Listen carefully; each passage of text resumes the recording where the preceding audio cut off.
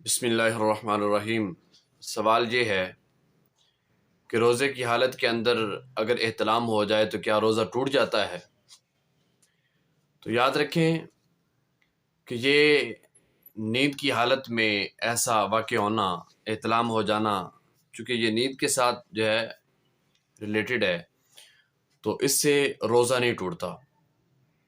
اور پھر کیا ہے کہ بندہ روزے کی حالت میں اگر احتلام ہوتا ہے تو بندہ سوئے نہیں۔ حالانکہ جامع صغیر کے اندر حدیث مبارکہ ہے کہ آقا علیہ السلام نے فرمایا کہ نوم الصائم عبادت، کہ روزہ دار کا سونا بھی عبادت ہے۔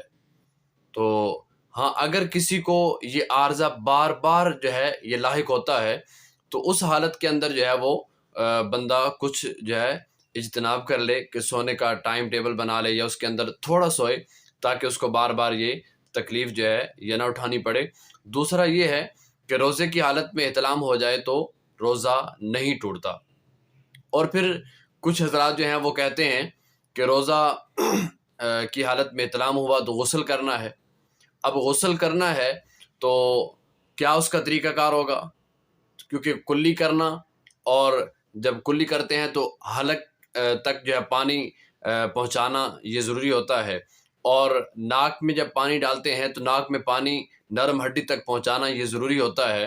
لیکن یاد رکھیں غسل کی حالت میں کلی کرنا محض جس طرح ہم وضو کے لیے کلی کرتے ہیں تو کلی کرنا جو ہے یہ فرض ہے، اور ناک میں پانی ڈالنا عام طور پر سمپل جس طرح ہم وضو میں ناک میں پانی ڈالتے ہیں تو یہ غسل میں جو ہے ناک میں پانی ڈالنا یہ فرض ہوگا، اور مبالغہ کرنا یعنی حلق تک پانی لے جانا اور ناک کی نرم ہڈی تک پانی ڈالنا جو ہے یہ سنت ہوگا۔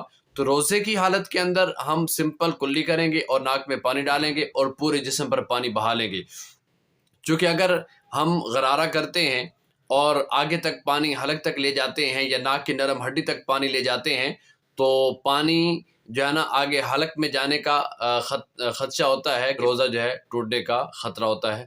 اس لحاظ سے روزے کی حالت میں محض کلی کر کے ناک میں پانی ڈال کر غسل کر لیا جائے گا اور پورے جسم پر پانی بہایا جائے گا۔